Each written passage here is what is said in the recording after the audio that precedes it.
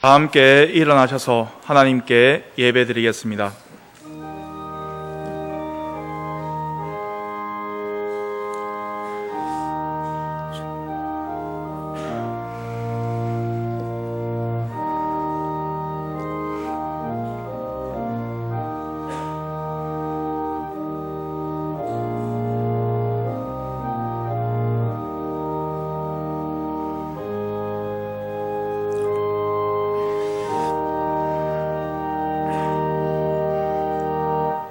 우리의 능력이 되시는 하나님을 향하여 기쁘게 노래하며 야곱의 하나님을 향하여 즐거이 소리칠지어다. 아멘.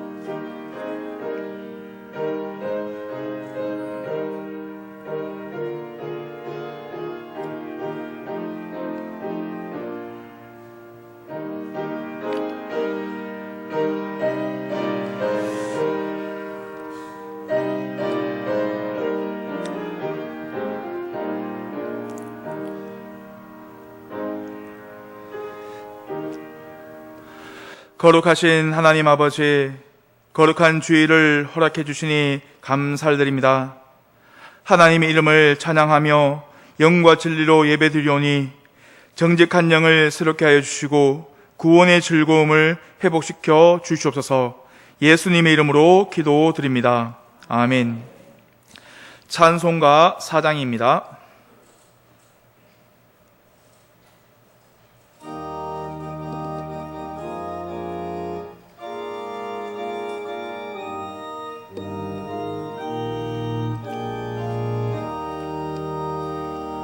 성부 성자와 성령 영원히 영광 받으옵소서. 태초로 지금까지 또 길이 영원 무궁 성삼위께 영광 아멘. 교동문 10번입니다.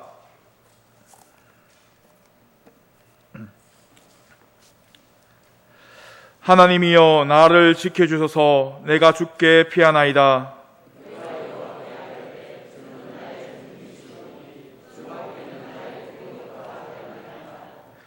땅에 있는 성도들은 존귀한 자들이니 나의 모든 즐거움이 그들에게 있도다. 나는 그들이 드리는 피의 전제를 드리지 아니하며 여호와는 나의 산업과 나의 잔의 소득이시니 나의 분깃을 지키시나이다.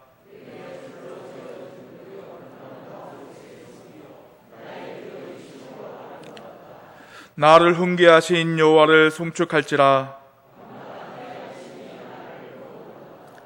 내가 여호와를 항상 내 앞에 모심이여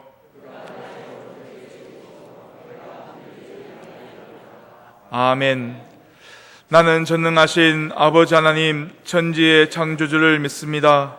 나는 그의 유일하신 아들 우리 주 예수 그리스도를 믿습니다.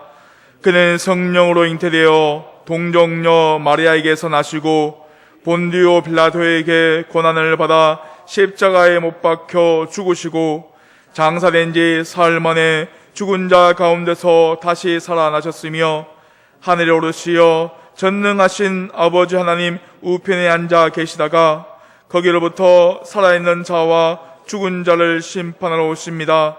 나는 성령을 믿으며 거룩한 공교회와 성도의 교제와 죄를 용서받는 것과 몸의 부활과 영생을 믿습니다. 아멘. 찬송가 540장입니다.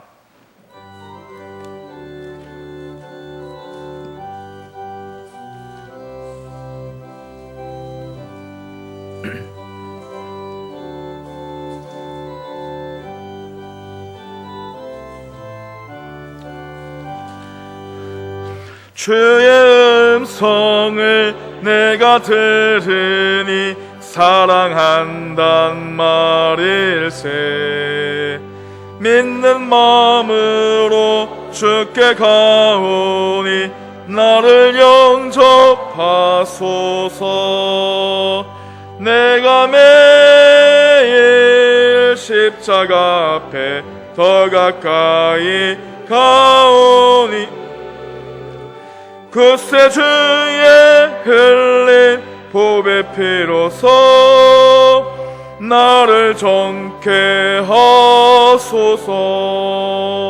주여 넓으신 은혜 베푸사 나를 받아주시고 나의 품은 뜻 주의 뜻같이 되게 하여 주소서. 내가 매일 십자가 앞에 더 가까이 가오니 그새 주의 흘린 보배 피로써 나를 정케 하소서. 주의 보좌로 나아갈 때에 어찌하니 기쁠까. 주의 얼굴을 항상 배우니 더욱 친근합니다. 내가 매일 십자가 앞에 더 가까이 가오니 그새 주의 흘린 보배 피로써 나를 정케 하소서.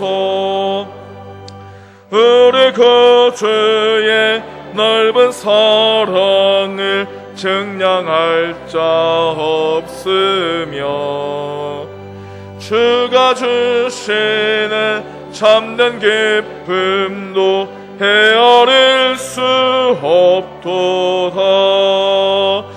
내가 매일 십자가 앞에 더 가까이 가오니 그새 주의 흘린 보배 피로써 나를 정케 하소서. 아멘.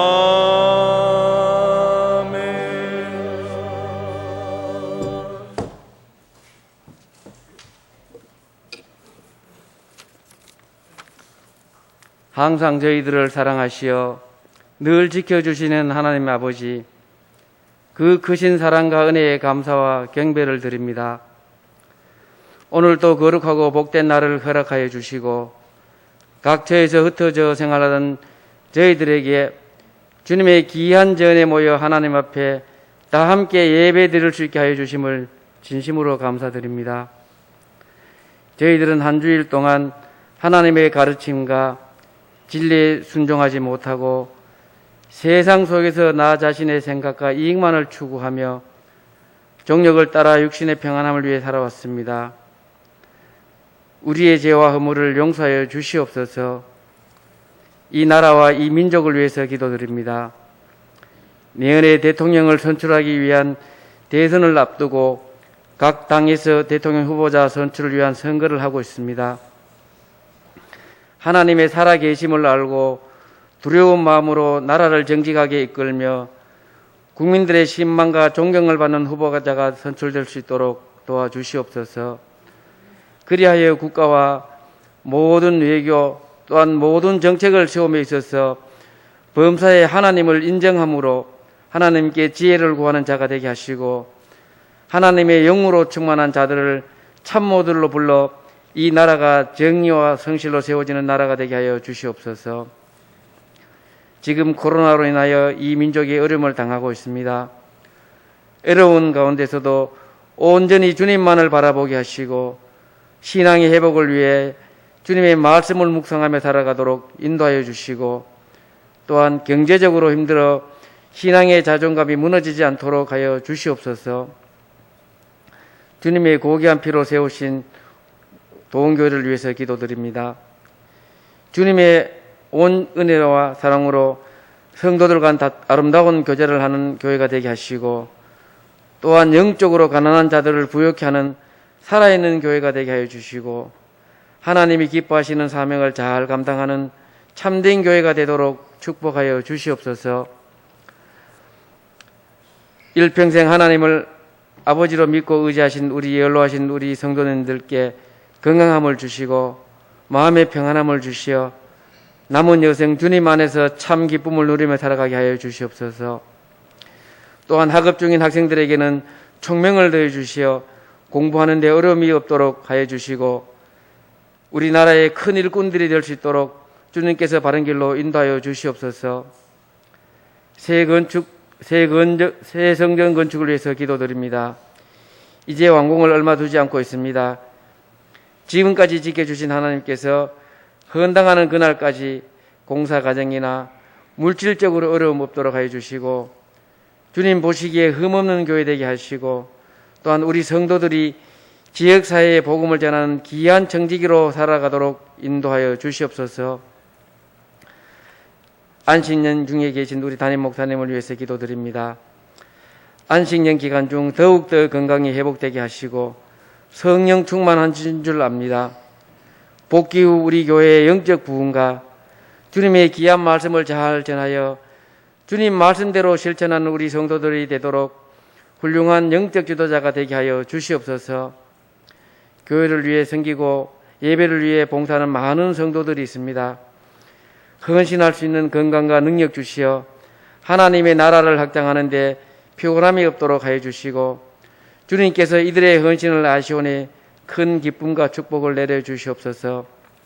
정성을 다해 준비한 예수와 중창단의 찬양과 소사님의 연주를 기쁘게 받아 주시옵고 이 시간 하나님의 말씀을 전하시는 목사님께 영육간의 강건함을 허락하여 주시어 하나님께서 맡겨주신 귀한 사역을 잘 감당할 수 있도록 능력을 덧입혀 주시옵소서. 오늘 예배에 참석하신 우리 성도님들과 또한 예배에 참석하지 못한 성도님들에게 큰 축복 내려주시고 하나님의 말씀대로 살아가는 귀한 성도들이 되게 하여 주시옵소서. 이 모든 말씀 예수님 이름 받들어 기도드리옵나이다.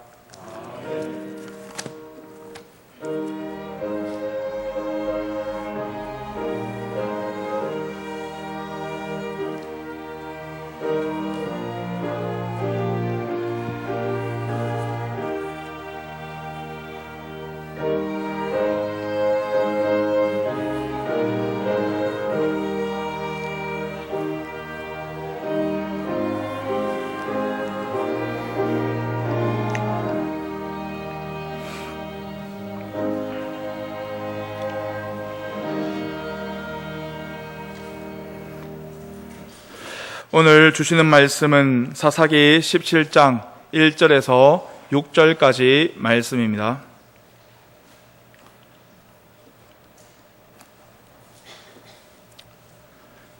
봉독해 드리겠습니다. 에브라임 산지에 미가라 이름하는 사람이 있더니 그의 어머니에게 이르되 어머니께서 은천백을 잃어버리셨으므로 저주하시고 내 귀에도 말씀하셨더니 보소서 그 은이 내게 있나이다. 내가 그것을 가졌나이다 하니 그의 어머니가 이르되 내 아들이 여호와께 복받기를 원하노라 하니라. 미가가 은천백을 그의 어머니에게 도로 주매 그의 어머니가 이르되 내가 내 아들을 위하여 한 신상을 새기며 한 신상을 부어 만들기 위해 내 손에서 이 은을 여호와께 거룩히 드리노라. 그러므로 내가 이제 이 은을 내게 도로 주리라. 미가가 그 은을 그의 어머니에게 도로 주었으므로 어머니가 그 은 200을 가져다 은장색에게 주어 한 신상을 새기고 한 신상을 부어 만들었더니 그의 신상이 미가의 집에 있더라. 그 사람 미가에게 신당이 있었으므로 그가 에봇과 드라빔을 만들고 한 아들을 세워 그의 제사장으로 삼았더라. 그때에는 이스라엘에 왕이 없었으므로 사람마다 자기 소견에 오른 대로 행하였더라. 아멘. 예수와 중창단에서 찬양하겠습니다.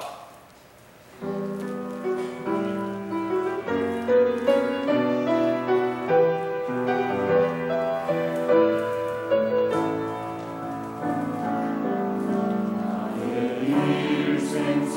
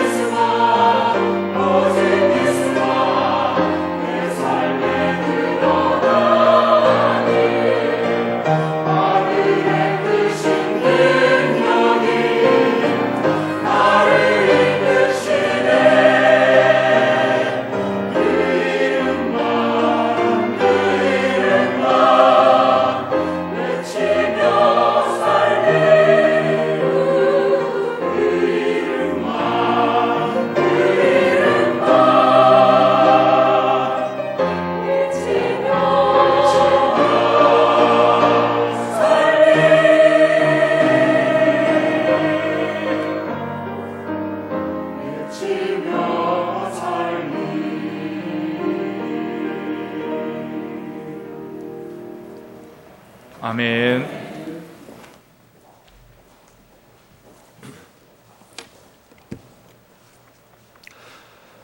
찬양 감사합니다. 요즘 유명한 찬양팀들이 유튜브로 좋은 찬양 영상을 많이 올려서 가끔 보게 됩니다. 보통은 코로나 때문에 마스크를 쓰고 부르는 경우가 있는데 이제는 그 모습이 어느 정도 익숙해졌습니다. 그렇지만 한편으로는 아직도 낯선 감이 있습니다. 한 번은 이런 생각이 들었습니다. 마치 병원에서 환자들이 모여 찬양을 하려고 하는데 병원균으로부터 자기를 보호해야 하니까 마스크를 쓰고 찬양하는 듯한 그런 인상을 받으면서 그러면서 떠오른 생각이 지금 이 시대가 그렇지 않을까. 이 시대는 영적으로 더 어둡고 더 악해져서 이제 우리가 영적으로 마스크를 쓰지 않으면 안 될 정도로 오염되어 있는 것 아닌가. 마스크를 쓰고 열정적으로 찬양하는 그 모습을 보면서 이 시대가 육체를 공격하는 바이러스만 문제되는 것이 아니라 영적으로도 마스크를 쓰면서 깨어 있어야 한다. 이런 생각을 해보았습니다. 우리가 살고 있는 지금 이 시대는 어떤 시대입니까? 보통 포스트 모더니즘, 포스트 모던의 시대라고 합니다. 모던의 시대가 지나고 포스트, 그 이후의 시대라고 합니다. 이 포스트 모던의 시대의 특징은 다원주의입니다. 절대 진리가 없고 사람마다 자기 소견에 옳은 대로 행동을 합니다. 객관적인 가치를 받아들이지 않고 만약 그것을 들이대면 나는 생각이 다르다고 말합니다. 자기에게 강요하지 말라고 말합니다. 어떻게 보면 굉장히 합리적인 것 같고 개인의 의사를 존중하며 자유로운 것 같습니다. 그런데 여기에는 큰 함정이 있습니다. 그것은 하나님까지도 인정하지 않기 때문입니다. 하나님의 말씀이라는 이 변하지 않는 진리도 거부하기 때문입니다. 그래서 자기가 왕이 되고 자기가 기준이 되어버립니다. 얼마 전에 우리가 새벽 기도회를 통해 묵상한 말씀이 바로 사사기였는데 이 사사시대가 그랬습니다. 절대적인 기준이 없이 각자 자기 소견에 옳은 대로 살던 시대였습니다. 원래 처음에는 그렇지 않았습니다. 여호수아가 이스라엘 백성들을 이끌고 가나안 땅에 들어가 그 땅을 정복하고 나서 이 백성들은 하나님만을 섬기기로 맹세했습니다.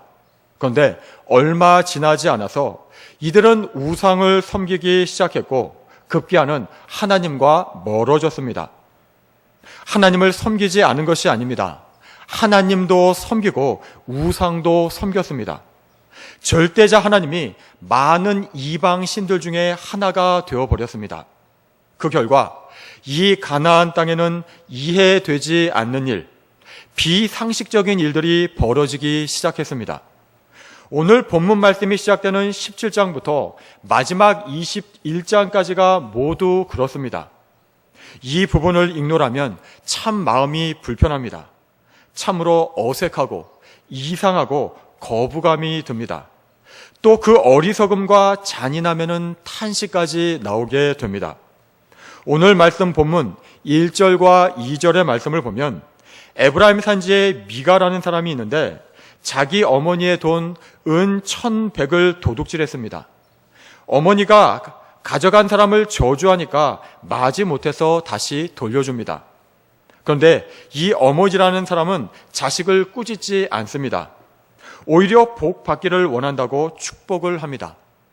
자식이 잘못한 것은 염두에 두지 않고 이제 돈이 다시 돌아왔으니까 그것으로 되었다는 식입니다. 옳다 그르다 하는 윤리적 기준이 없고 결과만 자기한테 유리하면 되는 것입니다. 왜 이렇게 되었는지는 그 이유가 6절에 나옵니다. 그때는 이스라엘에 왕이 없었으므로 사람마다 자기 소견에 옳은 대로 행하였더라. 또 3절에 보면 이 미가가 자기 어머니한테 돈을 도로 주니까 이 어머니는 자기 아들을 위해서 신상을 만들겠다고 돈을 지출하는데 이것을 여호와께 드린다고 말합니다. 십계명에서 우상을 만들지 말라고 하신 하나님께서 이런 돈을 받으시겠습니까? 그런데 아무 거리낌 없이 말합니다. 하나님의 존재는 인정하는데 그 하나님이 어떤 하나님이신지는 모르고 있습니다. 하나님의 말씀에는 관심이 없습니다. 역시 6절 말씀이 그 이유가 됩니다. 그때는 이스라엘에 왕이 없었으므로 사람마다 자기 소견에 옳은 대로 행하였더라. 게다가 5절에 보면 미가는 아들을 제사장으로 세웁니다. 제사장은 아론의 후손들이 할 수 있도록 하나님께서 말씀하셨는데 그런 기준은 안중에도 없습니다. 역시 그 이유는 6절 말씀입니다. 그때는 이스라엘에 왕이 없었으므로 사람마다 자기 소견에 옳은 대로 행하였더라. 이러한 일들은 이스라엘에 왕이 없어서 그렇다고 말씀하시는데 17장에서 마지막 21장까지 4번이나 말씀하고 계십니다. 여기서 왕이 없다는 것은 1차적인 의미로는 사사시대 이후에 왕정시대가 시작되는데 이 왕정제도의 당위성, 즉 이제는 이스라엘에도 왕이 필요하다는 것을 강조하기 위해서 말씀하는 것입니다. 그런데 더 깊은 의미가 있습니다. 진정한 왕인 하나님이 없다는 것입니다. 이스라엘 백성들이 하나님을 왕으로 인정하지 않았다는 것입니다. 그래서 이 시대는 사람들이 자기 소견에 옳은 대로 행했던 무질서의 시대, 혼란의 시대라는 것입니다. 참으로 답답한 일이지만 사사기 오늘 본문의 이러한 모습은 시작에 불과합니다. 이후 21장까지를 보면 참으로 비상식적인 일들, 어처구니 없는 일들이 많이 벌어집니다. 7절부터 보면 이번엔 레위인 한 명이 거류할 곳을 찾고자 고향 유다 베들레헴을 떠나서 이 미가의 집에 이르게 됩니다. 그리고 일정한 보수를 제안받고 가정의 제사장이 됩니다. 레위인이 성전이 아닌 가정에서 그것도 신상을 섬기는 엉뚱한 짓을 하고 있고, 또 이 미가는 레위인이 자기 가정의 제사장이 되었기 때문에 여호와께서 복 주실 것이라고 큰 착각을 합니다. 하나님의 말씀과는 관계없는 자기 확신과 기대에 차 있습니다. 또 18장에서는 이스라엘 12지파 중에 단 지파가 하나님께서 약속하신 땅을 차지하지 못하자 이 약속의 땅을 포기하고 약속과는 관계없는 새로운 땅을 찾아 나서는 일을 합니다. 그러다가 또 어떻게 이 미가의 집에 이르렀는데 이 가정의 레위인 제사장에게 한 가정의 제사장으로 만족하지 말고 한 지파의 제사장이 되라고 회유하고는 데리고 갑니다. 또 이 단지파는 아무 걱정 없이 평화롭게 살고 있는 한 성읍을 쳐서 그 백성들을 다 죽이고 그 땅을 차지하기도 합니다. 자기가 살겠다고 남을 서슴없이 죽이는 일을 하고 있습니다. 역시 하나님의 말씀과는 관계없이 자기 편한 대로 약육 강식의 모습으로 살고 있습니다. 19장에서는 또 이번에도 레위 사람 한 사람이 첩을 맞이하는 어이없는 일이 나오고, 이 첩이 다른 남자를 만나 간음을 하고 아버지 집으로 도망을 하니까 데리러 갑니다. 또 이 첩을 데리고서 함께 집으로 돌아오는 길에 베냐민 자손의 땅 기브아에서 유숙하게 되는데, 동성애를 요구하는 불량배들의 습격을 받으니까 첩을 대신 내보내서 욕을 당하게 합니다. 이 첩이 밤새도록 욕을 당하다가 새벽에 집 문 앞에 죽어있게 되자 이 레위는 시체를 12조각 내는 일을 서슴없이 하고, 또 시체 조각을 이스라엘 모든 지파에 보내서 전쟁을 부추기게 됩니다. 20장, 21장에서는 이스라엘 모든 지파가 이 레위인과 첩에 대한 사연을 듣고는 베냐민 지파에게 그 불량배들을 내놓으라고 요구하는데, 베냐민 지파는 이 불량배들을 내놓지 않고 보호하려고 합니다. 그래서 전쟁이 벌어지게 됩니다. 여기서 이스라엘 연합군은 베냐민 지파를 진멸하게 되고, 베냐민 지파는 이제 남자 600명만 남게 됩니다. 그런데 자기들이 이렇게 만들어 놓고는 이스라엘 지파들은 한 지파가 사지가 되었다고 하나님께 탄식을 합니다. 그리고 나서 세운 대책이라는 것이 이 베냐민 지파를 다시 살리려고 600명의 여자를 구해주려고 하는데, 야베스 길앗 사람들이 전쟁에 함께하지 않았다는 것을 구실로 해서 그 주민을 모두 진멸하고 젊은 처녀 400명만 살려서 이들을 죽게 됩니다. 또 여기서 모자란 숫자 200명은 실로의 여자들이 춤추러 나올 때 납치하게 해서 200명을 채웁니다. 참으로 율법도 없고 윤리도 기준도 없는 그야말로 무법천지의 세상이 되어버렸습니다. 오늘 말씀에서 우리는 이 포스트 모더니즘의 시대, 똑같이 왕이 없는 시대, 기준이 없는 시대, 각자 자기 소견대로 사는 이 시대의 종말을 미리 보게 됩니다. 약육 강식의 세상이 되고 제멋대로의 삶이 되어버립니다. 아무 기준 없이 당장 편한 대로 일을 처리하게 되고, 나중에는 그 뒷감당을 하기 위해서 더 큰 엉뚱한 일을 벌이게 됩니다. 그러면서 기준도 질서도 다 무너지게 되고, 자기가 벌여놓은 일을 뒷감당하지 못해서 자멸하고 마는 것입니다. 하나님 없는 인간의 종말은 결국 이렇게 됩니다. 우리는 이 시대를, 우리가 살고 있는 이 시대를 분별해야 합니다. 세계관이라는 말을 들어보셨습니까? 이 세계를 어떻게 보는가 하는 관점을 말합니다.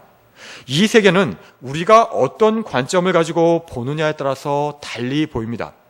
예를 들어서 우리가 빨간색의 안경을 쓰면 이 세상 모두가 빨갛게 보이고 파란 안경을 쓰면 모두가 파랗게 보이는 것처럼 우리가 이 세상을 있는 그대로 보는 것 같지만 실은 우리가 어떤 가치, 어떤 생각을 가지고 보느냐에 따라서 이 세상의 모습은 달리 보이게 됩니다. 그리고 문제가 생겼을 때 해결 방법도 달라지게 됩니다. 이것을 세계관이라고 합니다. 우리 그리스도인들은 성경적인 세계관을 가지고 있습니다. 하나님께서 이 세상 만물을 창조하셨고 우리를 만드셨는데 그 하나님께서는 이 세상을 어떻게 보아야 하는지 성경을 통해서 우리에게 말씀해 주십니다. 그래서 우리는 성경의 말씀이라는 안경으로 이 세상을 보고 있습니다. 그런데 지금 이 세상을 뒤덮고 있는 포스트 모더니즘이라는 세계관은 다릅니다. 이 세계관은 우리가 그동안 가지고 있던 전통과 문화를 모두 다 해체합니다. 예를 들어서 남자와 여자, 동성애와 이성애, 이런 것을 구별지는 모든 사회의 문화적인 구조들을 다 해체시킵니다. 그래서 이것은 안 돼라고 얘기하면 그게 왜 안 되는데 그건 내 생각이고 내 생각은 달라 이렇게 나옵니다. 또 어떤 작가가 글을 썼다면 그 작가의 의도가 있을 텐데 독자가 마음대로 그 글을 해체해서 이해도 된다고 이 세계관은 생각합니다. 그러고는 이렇게 말합니다. 그건 내 생각이고 나는 내 마음대로 해석할래. 또 이 세계관은 인간에 대한 이해도 근본적으로 다릅니다. 인간에게 하나의 고유하고 단일한 정체성이란 존재하지 않는다고 말합니다. 그래서 상대주의가 나옵니다. 절대적인 가치가 없다는 것입니다. 그래서 뭔가 보편적인 가치를 말하려고 하면 역시 그건 너의 생각이고 내 생각은 달라 이렇게 말합니다. 또 상황주의가 나옵니다. 그때그때 상황에 따라 말이 달라집니다. 내 경험은 너의 경험이랑 달라. 그러니까 나한테 내 생각을 강요하지 마. 우리는 각각 다른 상황에 처해 있잖아. 이렇게 말합니다. 지금 동성애가 주장되고 이것을 인정해달라고 강요하는 것이 바로 이러한 맥락입니다. 하나님께서는 분명히 남자와 여자를 만드셨고 동성애에 대해서 엄중하게 경고하시고 심판하셨습니다. 그런데 포스트 모던의 시대는 이러한 절대적인 명령을 부정할 뿐만 아니라 남자와 여자라는 성 정체성 개념 이 자체를 해체하고 인정하지 않습니다. 그래서 이런 일도 가능해집니다. 생물학적으로 XY 염색체로 구성된 한 남자가 있는데 어느 날 자기를 여자라고 주장하면서 자기를 여자라고 불러달라고 합니다. 그리고 이 남자가 여자 목욕탕에 들어가겠다고 실랑이를 벌입니다. 자기 몸이 XY 염색체로 구성되어 있다는 것이 의학적이고 객관적인 사실일지라도 이것까지도 그건 내 생각일 뿐 나는 그렇게 생각하지 않는다고 항변하게 됩니다. 그래서 이러한 세계관에서는 어떤 문제가 발생했을 때 이렇게 해결하자고 합니다. 절대적인 진리라는 것은 존재하지 않으니까 서로 대화를 통해서 가장 실용적이고 최적화된 합의점을 찾자고 합니다. 서로 함께 사는데 별로 불편하지 않을 정도의 합의점을 찾아내서 거기에 맞추어서 적당히 살면 된다고 말합니다. 그래서 절대적인 진리는 없고 상황에 따라서 이것이 답이 되기도 하고 저것이 답이 되기도 합니다.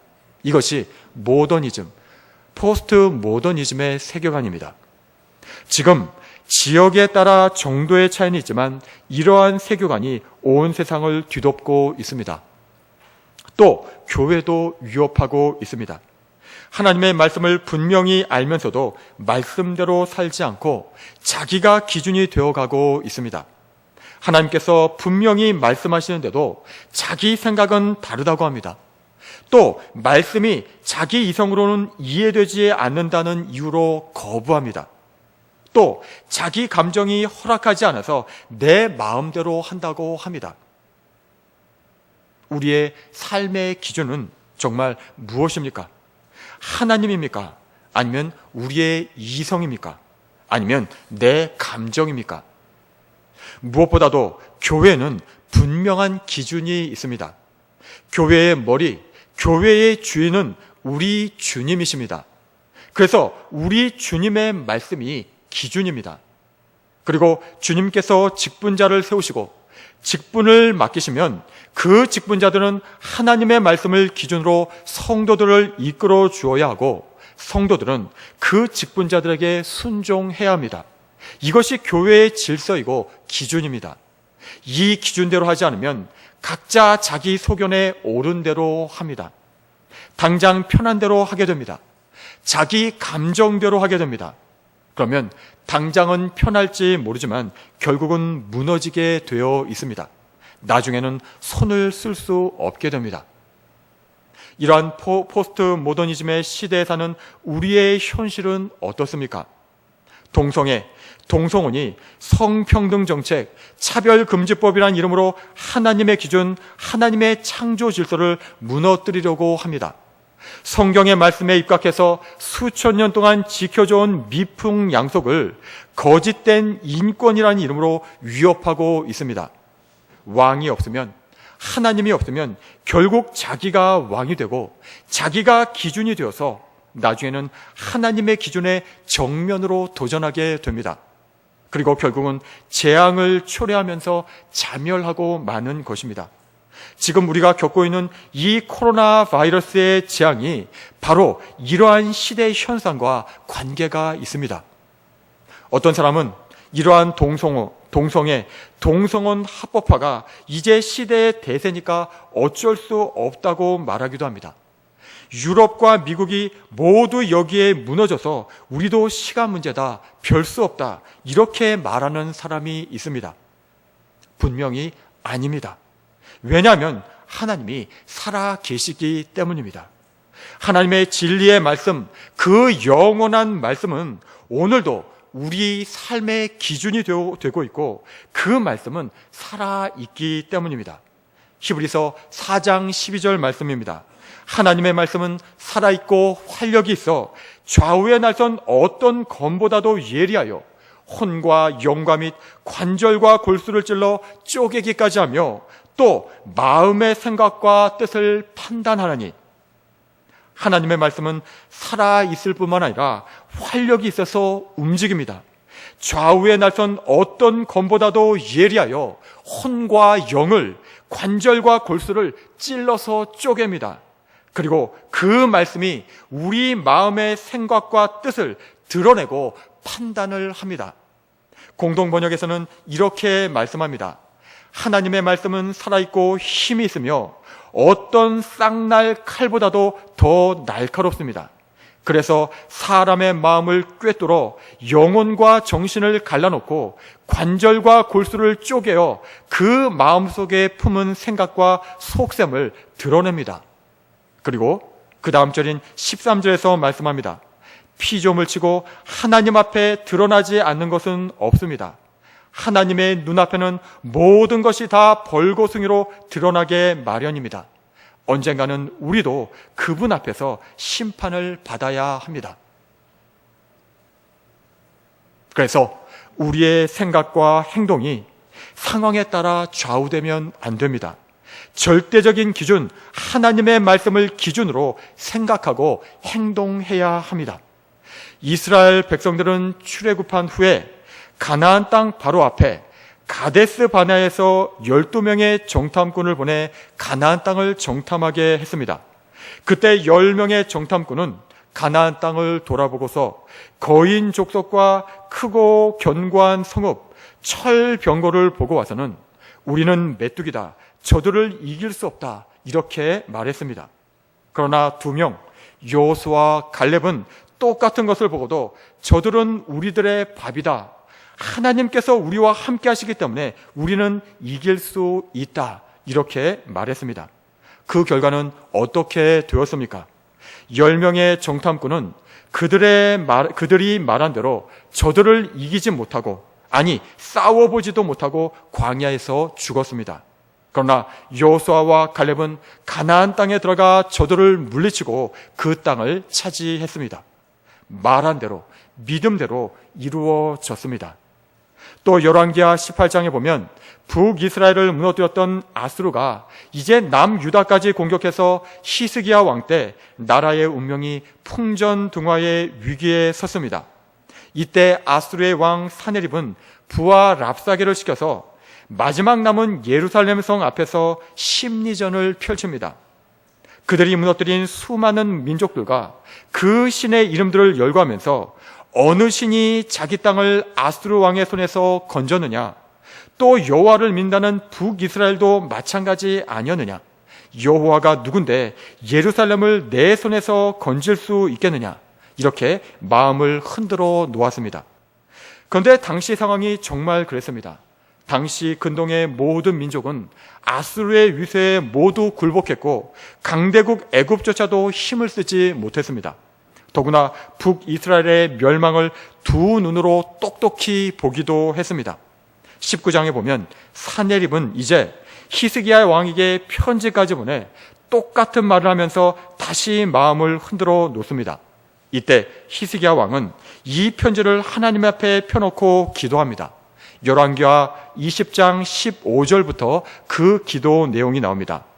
그룹들 위에 계신 이스라엘의 하나님 여호와여, 주는 천하 만국의 홀로 하나님이시라. 주께서 천지를 만드셨나이다. 여호와여, 귀를 기울여 들으소서. 여호와여, 눈을 떠서 보시옵소서. 사네립이 살아계신 하나님을 비방하러 보낸 말을 들으시옵소서. 여호와여, 아수르 여러 왕이 과연 여러 민족과 그들의 땅을 황폐하게 하고 또 그들의 신들을 불에 던져 싸우니 이는 그들이 신이 아니요 사람의 손으로 만든 것 곧 나무와 돌뿐이므로 멸하였나이다. 우리 하나님 여호와여, 원하건대 이제 우리를 그의 손에서 구원하옵소서. 그리하시면 천하 만국이 주 여호와가 홀로 하나님이신 줄 알리이다. 사네립은 모든 민족이 자기 앞에 다 무너졌으니까 너희도 마찬가지로 무너질 것이라고 하지만 히스기야 왕은 그들을 지켰던 신들은 헛된 우상에 불과하기 때문에 그렇게 무너진 것이고 우리 하나님은 홀로 유일하신 참 하나님이시기 때문에 우리를 반드시 구원하실 것이라고 기도하고 있는 것입니다. 그 결과는 어떻게 되었습니까? 하나님께서 이 히스기야의 믿음의 기도를 들으셨고 하룻밤 사이에 아수르 군대 18만 5천 명이 죽임을 당합니다. 그리고 하나님을 조롱했던 사네립 이 왕은 본국에 돌아갔을 때 신하들에게 죽임을 당하고 맙니다. 이렇듯 우리 하나님은 살아계신 하나님이십니다. 문제는 우리가 이 하나님께 대한 믿음이 있는가입니다. 우리에게 지금 필요한 것은 바로 이 하나님께 대한 믿음입니다. 우리는 여호수아와 갈렙과 같이 또 히스기야 왕과 같이 이러한 믿음과 신뢰로 이 시대의 분위기를 이겨내야 합니다. 또 세교당 입당을 앞두고 하나님께서 주시는 새 시대, 새 사명을 위해서도 우리는 이러한 믿음으로 준비해야 합니다. 우리가 알고 있듯이 믿음은 한없이 부족하고 연약한 우리가 하나님의 능력을 이끌어내는 힘입니다. 하나님의 모든 약속을 현실로 만들어내는 열쇠입니다. 우리 주님은 마가복음 11장 24절에서 말씀하셨습니다. 그러므로 내가 너희에게 말하노니 무엇이든지 기도하고 구하는 것은 받은 줄로 믿으라. 그리하면 너희에게 그대로 되리라. 또 우리 주님은 여러 가지 기적을 베풀어 주실 때 늘 이런 말씀을 하셨습니다. 내 믿음대로 되라. 내 믿은 대로 될지어다. 내 믿음이 크도다. 내 믿음이 너를 구원하였느니라. 꼭 하나님께 더 큰 믿음을 구하시기 바랍니다. 그래서 그 믿음으로 이 세상을 이기시기 바랍니다. 요한일서 5장 4절에서 말씀합니다. 무릇 하나님께로부터 난 자마다 세상을 이기느니라. 세상을 이기는 승리는 이것이니 우리의 믿음이니라. 그런데 우리가 한 가지 기억할 것이 있는데 그것은 이러한 믿음의 삶에는 고난이 있다는 것입니다. 그렇지만 고난을 두려워하지 마시기 바랍니다. 디모데후서 1장 7절과 8절에서 말씀합니다. 하나님이 우리에게 주신 것은 두려워하는 마음이 아니요 오직 능력과 사랑과 절제하는 마음이니 그러므로 너는 내가 우리 주를 증언함과 또는 주를 위하여 갇힌 자 된 나를 부끄러워하지 말고 오직 하나님의 능력을 따라 복음과 함께 고난을 받으라. 하나님은 우리에게 말씀하십니다. 오직 하나님의 능력을 따라 복음과 함께 고난을 받으라. 베드로전서 2장 20절 21절에서 말씀합니다. 죄가 있어 매를 맞고 참으면 무슨 칭찬이 있으리요. 그러나 선을 행함으로 고난을 받고 참으면 이는 하나님 앞에 아름다우니라. 이를 위하여 너희가 부르심을 받았으니 그리스도도 너희를 위하여 고난을 받으사 너희에게 본을 끼쳐 그 자취를 따라오게 하려 하셨느니라. 우리가 복음대로 말씀대로 살 때 고난이 있습니다. 그렇지만 하나님께서는 말씀하십니다. 이를 위하여 너희가 부르심을 받았으니 그리스도도 너희를 위하여 고난을 받으셨고 너희에게 본을 끼쳐 모델이 되어서 그 자취를 따라오게 하려 하셨느니라. 이렇게 말씀하십니다. 성경은 이렇게 고난받는 신앙을 말씀하십니다. 마태복음의 산상보훈에서도 마찬가지입니다. 마태복음 5장 10절, 11절, 12절에서 말씀합니다. 의를 위하여 박해를 받은 자는 복이 있나니 천국이 그들의 것임이라. 나로 말미암아 너희를 욕하고 박해하고 거짓으로 너희를 거슬러 모든 악한 말을 할 때는 너희에게 복이 있나니 기뻐하고 즐거워하라. 하늘에서 너희의 상이 큼이라. 너희 전에 있던 선지자들도 이같이 박해하였느니라. 그렇다면 나에게는 이러한 의를 위한 고난이 있습니까? 만약 이 악한 세상에서 고난이 없는 신앙이라면 이것이 과연 바른 신앙일 수 있습니까? 건강한 신앙일 수 있습니까? 과연 내 삶에는 고난이 없다고 자랑할 수 있는 일입니까? 이런 말이 있습니다. 불의에 침묵하고 항의하지 않는 것은 인간의 법정에서는 무죄일지 모르나 하나님의 법정에서는 유죄입니다. 우리는 이 세상의 악을 못 본 채해서는 안 됩니다.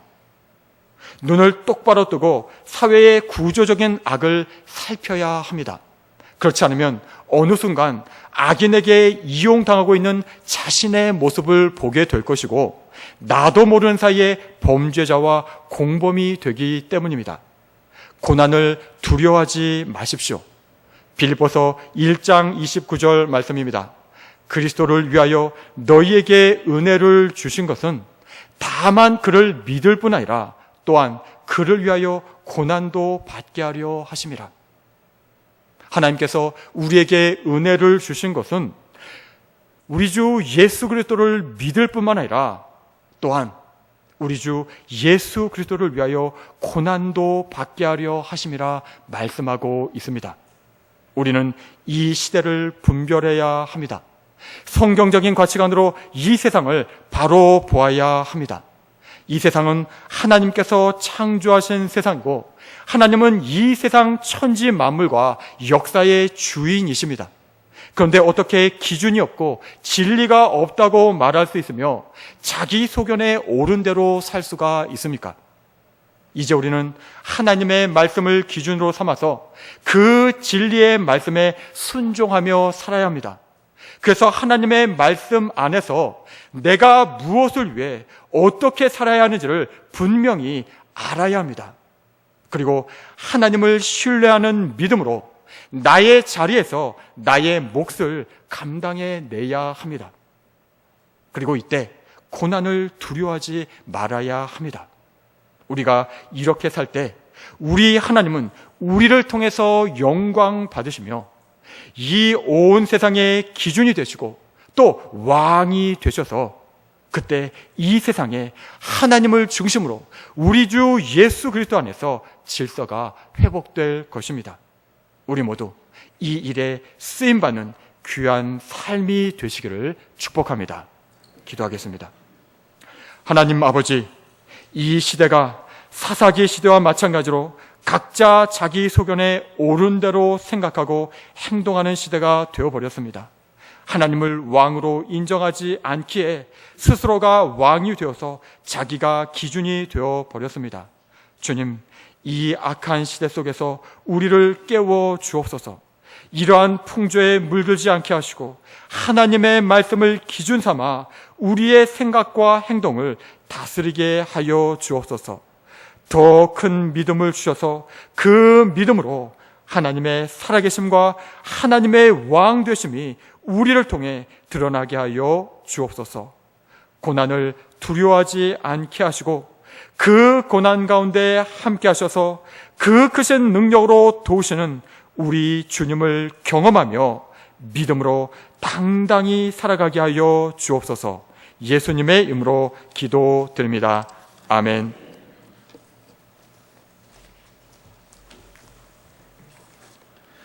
찬송가 586장입니다.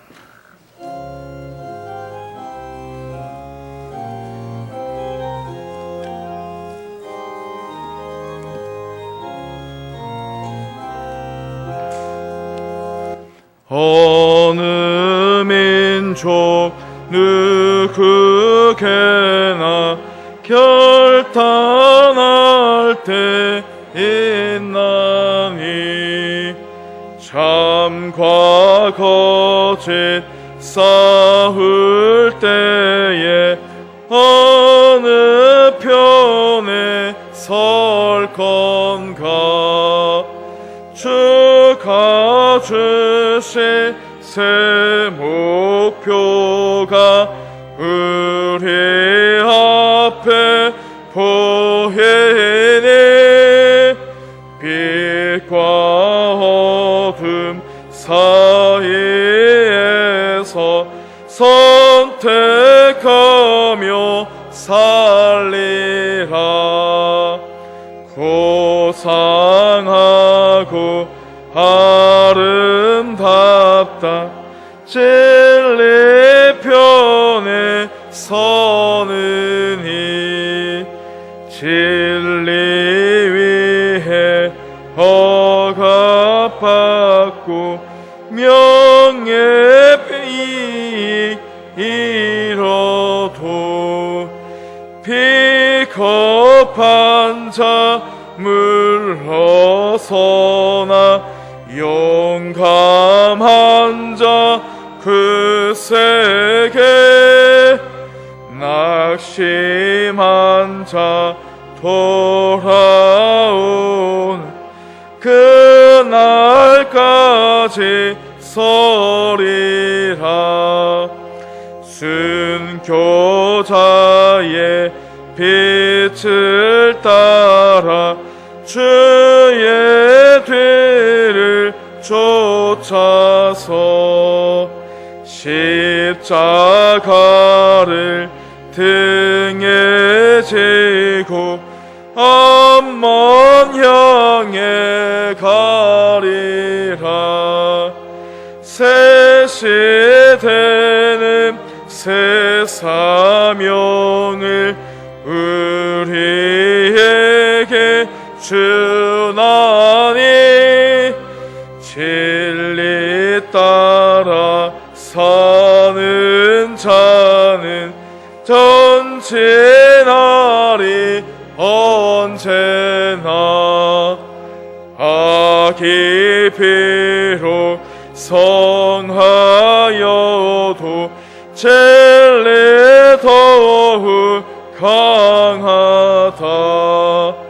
진리 따라 살아갈 때 어려움도 당하리. 우리 가는 그 앞길에 어두운 장막 덮쳐도 주님이 함께 계셔 항상 지켜 주시리. 아멘.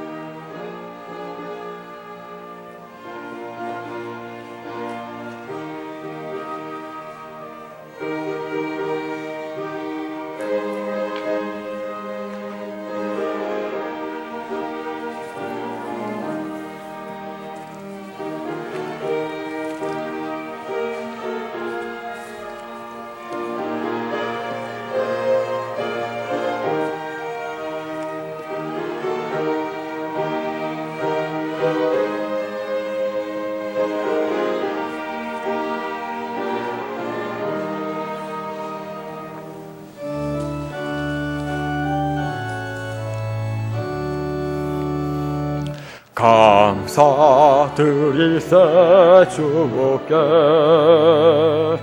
그의 선하심을. 감사드리세 주께 그 인자하심을. 감사 감사 감사 감사 감사드리세 주께. 감사 감사 감사 감사 감사드리세 주께. 하나님 아버지, 오늘도 우리의 마음과 정성을 다해 준비한 예물을 드립니다. 이 땅을 살아가도록 우리에게 귀한 물질을 맡겨주셔서 감사합니다. 10의 1조를 들으며 청지기로서 물질을 잘 사용하겠습니다. 매일매일의 삶이 주님의 은혜임을 고백하며 감사의 예물을 드립니다. 새 교회당에서 이루실 주님의 위대한 계획을 기대하며 건축 예물을 드리고, 주님께서 주신 귀한 복음이 저 열방 땅끝까지 전해지기를 기도하며 선교의 예물을 드립니다. 또 한 주간의 삶을 인도해 주시고 생명 주심에 감사하여 주정 예물을 드립니다. 이 모든 예물과 함께 그 밖에 또 특별한 마음으로 드리는 우리의 예물도 기쁘게 받아 주옵소서. 늘 강단을 장식하시는 귀한 마음에도 복을 주시고, 예배를 위해, 교회를 위해 보이는 곳, 보이지 않는 곳에서 수고하는 그 수고의 기도와 눈물도 기쁘게 받아 주옵소서. 무엇보다 이 예물만이 아니라 우리의 삶 전부를 드려오니 주님의 나라를 위해 사용하여 주옵소서. 예수님의 이름으로 기도드립니다. 아멘.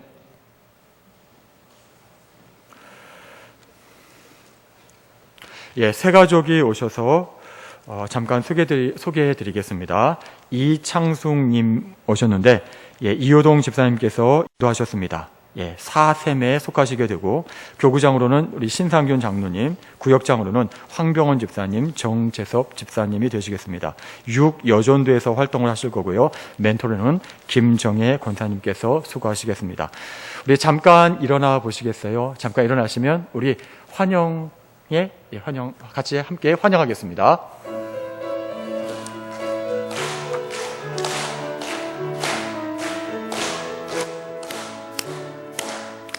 주께서 택하신 당신의 모습 어찌 그리 아름다운지요. 주님을 사랑하는 그 마음이 어찌 그리 사랑스러운지요. 주의 뜻대로 주 말씀대로 순종하며 사는 당신을 사랑합니다. 축복합니다. 주 내게 주신 참 사랑으로. 환영합니다. 잠깐 기도하겠습니다. 하나님 아버지, 오늘도 이렇게 우리에게 이 장숙 성도님 이렇게 새로운 가족을 보내주셔서 감사합니다. 이제 우리 교회에서 함께 예배하고 신앙생활할 때 온 천지 만물을 창조하시고 다스리시는 우리 하나님을 알게 하시고 만나게 하시고 또 큰 축복을 베풀어 주옵소서. 우리 교회에서 좋은 사람들 만나게 하시고 좋은 기회 만나게 하시고 무엇보다 예수 그리스도를 깊이 만나게 하셔서 늘 감사와 기쁨이 넘치는 그런 삶을 살아갈 수 있도록 인도하여 주옵소서. 예수님의 이름으로 기도드립니다. 아멘. 예, 감사합니다. 예, 앉혀도 되겠습니다. 교회 소식 알려드리겠습니다. 오늘 관계전도 훈련이 오후 예배 후 1층 예배실에서 있습니다. 순장 모임이 오늘도 오후 2시에 1층 예배실과 본당에서 있습니다. 지금 2부 예배 끝나고 새가족부실에서 세례 교육이 있겠습니다. 2022년도 신임 서희집사 후보자를 샘별로 사무실에 신청해 주시기 바랍니다. 오늘 교회 청소는 14셈에서 하십니다. 제190회 경안노회가 이번 주 화요일 날 오후 1시에 안동 서부교회에서 있습니다. 교인 동정입니다. 개업하신 분이 있는데 김보람 집사님이 당북동에 카페를 개업하셨습니다. 또 이태선 이인희 집사님 이사를 하셨습니다.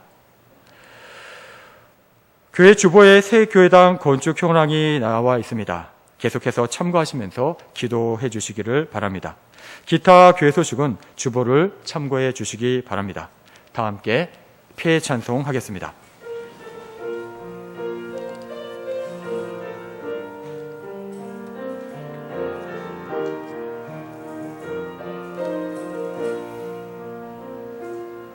전능하신 하나님의 눈길이 모든 유석구석에 묻어있는 이곳은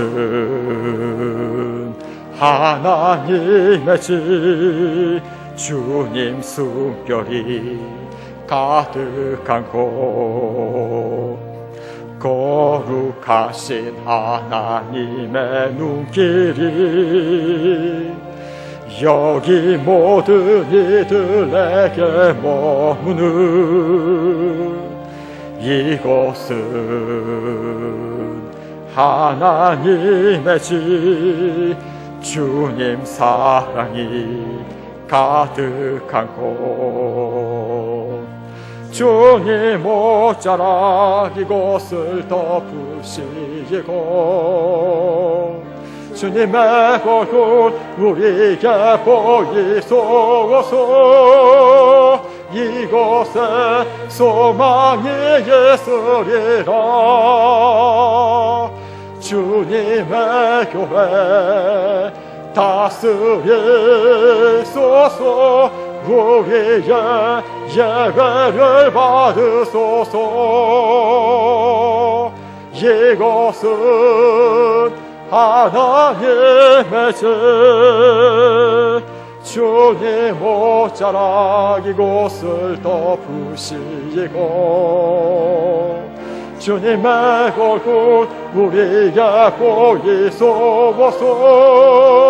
이곳에 소망이 있으리라 주님의 교회 다스리소서 우리의 예배를 받으소서 이곳은 하나님의 집 아멘.